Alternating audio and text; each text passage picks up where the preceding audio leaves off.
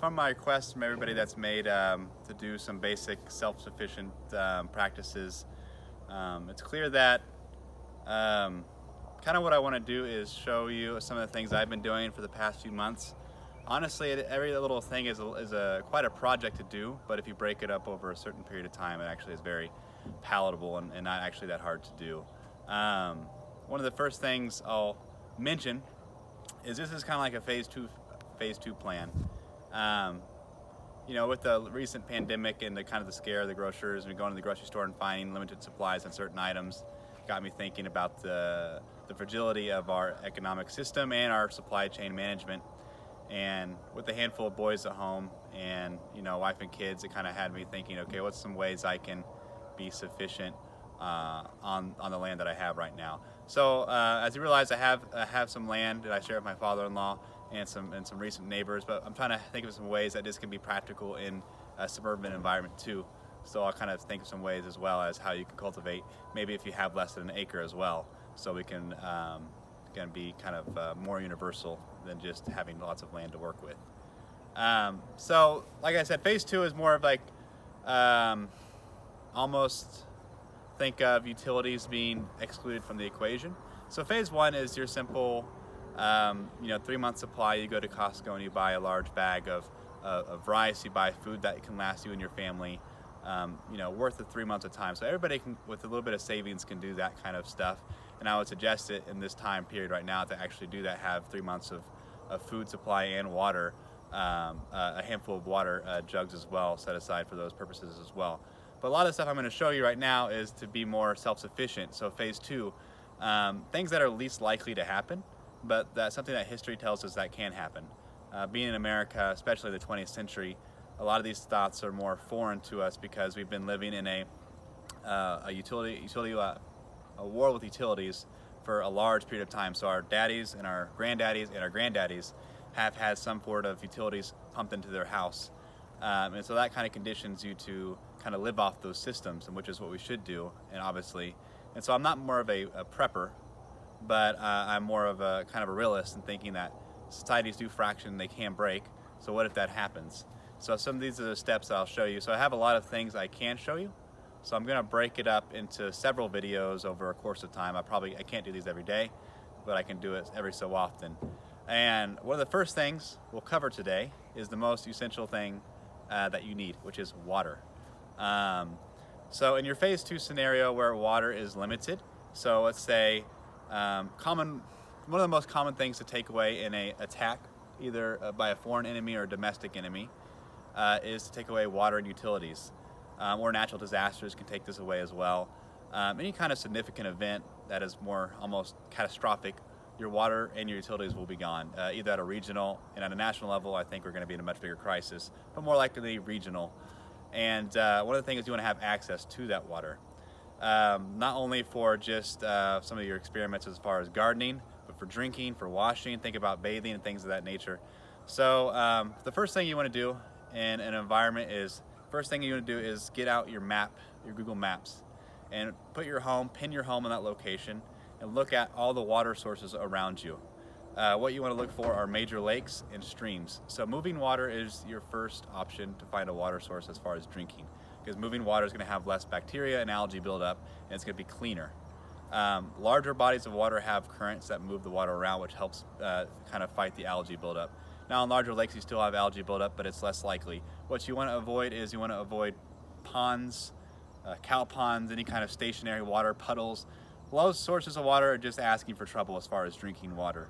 And so you want to find on your map what's the closest source of water you have to you. So find a creek that has water flow all year round, find a lake, and basically do a mapping distance. Okay, how far is it going to take me to walk that far? How far can I ride a bike that far, or even drive? And you want to collect basically gallons of water, so like milk jugs and things to haul that home with you. Things that I need to look into myself, as actually looking into it right now, is water filtration systems. So there's straws you can buy that are just like your Sonic or your Starbucks straws that you put in, and you just kind of drink right out of that. Those things can actually filter lake water into clean drinking water, and you can buy those on Amazon. They're pretty darn cheap, and I think one straw can probably suffice for 250 gallons of water. So that's your first option, is finding those kind of things accessible, packing, a supply of those so you can just drink water whenever you need it. You also want to be able to haul water. So I bought, I should have brought it out, but it's about a 5-gallon water drum that can haul water, like in a cart, just for washing and bathing purposes, that way as well. The thing you want to think about is boiling water. So whenever you have the water in your possession, you're going to want to find like a t-shirt or a cloth, and you're going to put it over over your pan, and then you're going to pour that water into the pan and you're going to boil it for drinking water, because you're going to have to boil water or you're going to end up with some sort of gonorrhea or diarrhea, some sort of side effect from drinking water from streams. It's not, dysentery is the most common thing. So boiling water gets rid of all that stuff and it makes it safe to drink. So if you can find water from a lake or stream, pour it over a cloth to get the basic impurities out, get it into a pot and boil it, you're going to be just fine for drinking water. And the more you can haul, the better, so you don't have to go back every day. So that's why I buy 5-gallon things. If you don't have a cart to haul it, things that you can carry, like $1 water jugs. But if you have like a cart, like a wagon, buy several 5-gallon jugs, haul that water back. That way you're not going every day to that water source. The second thing I want to show you today that I made myself is a rain barrel. Very easy to make and very cheap. This whole system right here, I'll show you on the back side of this chicken coop, it cost me 30 minutes worth of time, and probably I would say $60. And it's very simple to make. So you can DIY your own rain barrel, which I'll leave basically a link to a comment on how I made my own. But you can actually buy rain barrels probably for about $60, $70. They already come. And they come in sizes from 50 gallons to 250 gallons up, and even larger than that if you wanted to balance anything as far as fitting that in your house. I don't think that's going to work as far as the larger, but I think you can fit a 35-gallon like I have here. So I'll come over here and I'll show you the basic supplies of a rainwater collection that I made up.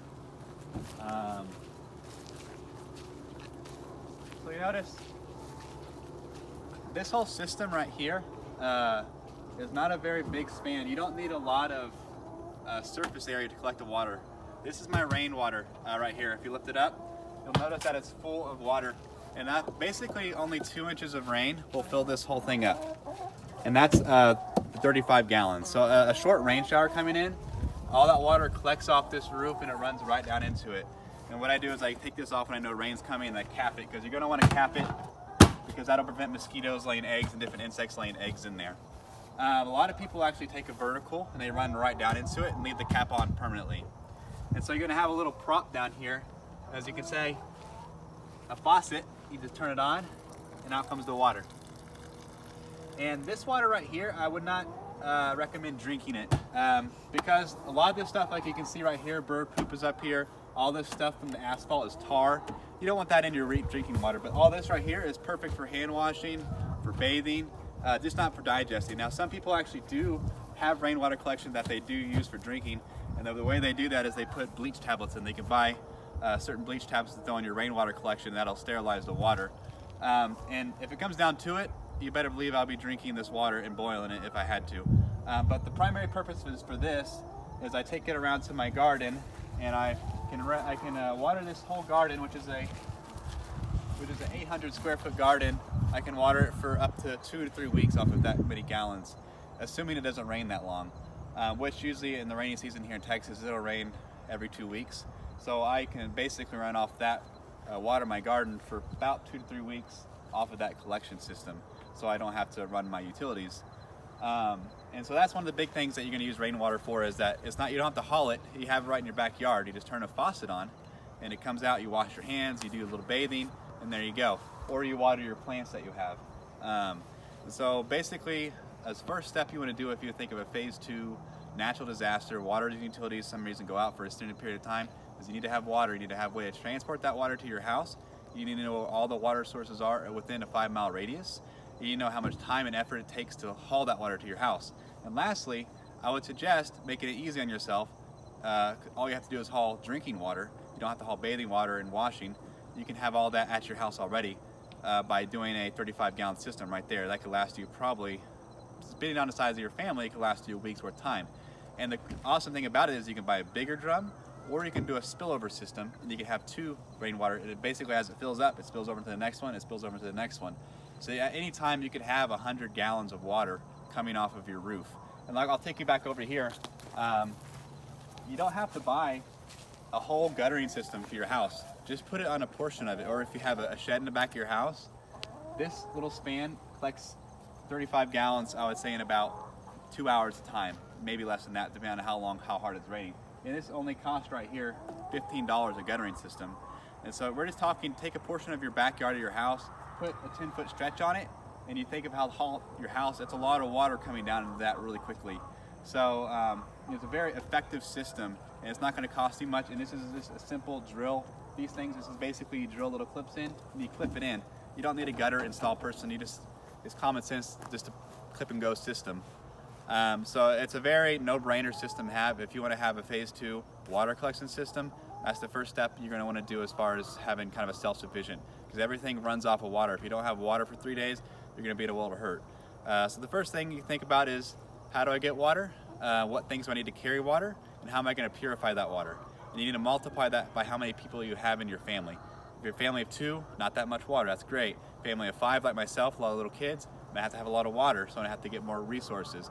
I know that there's a running creek about a quarter mile down that way that I can walk to and gather water and pull it back at any time. So basically, think of your situation of life. If it's just by yourself, obviously that's not going to be too stressful. You can kind of take care of yourself. But if you have people to take care for, especially children, you're going to have ways to haul this and basically the energy to do that. So that for the day, I'm a very long-winded person.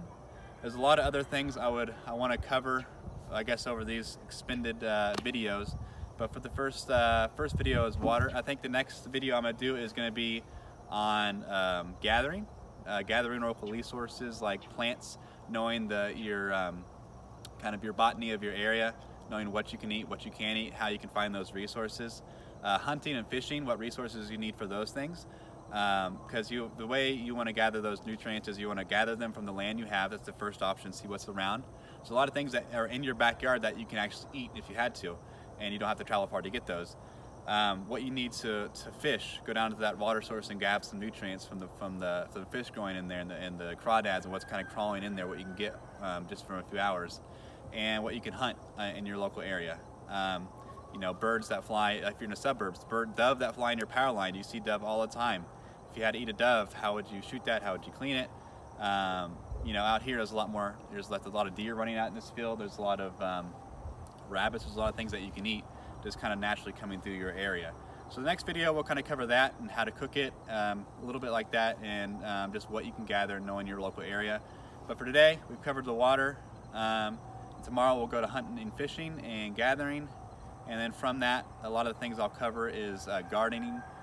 You'll see some of the things I do with chickens and how I'll recommend that if you can in your area. We'll talk about energy sources. You'll see over here, I have an energy source from solar that provides energy, and ways you can kind of generate that yourself on small systems. So things like that can kind of get you started. I'm no way a self-sufficient person. If you're to watch Discovery Channel and see those off-grid people, I'm nowhere near that level. But what I try to do is give myself a head start. If anything was to happen, I would have a significant head start and advantage on getting started in an area like that, as far as being self-sufficient. So those are some things I gathered for you. The next video we'll cover, like I said, some gathering and hunting and fishing tips, and then we'll go on to gardening, we'll go on to farming and things of that nature.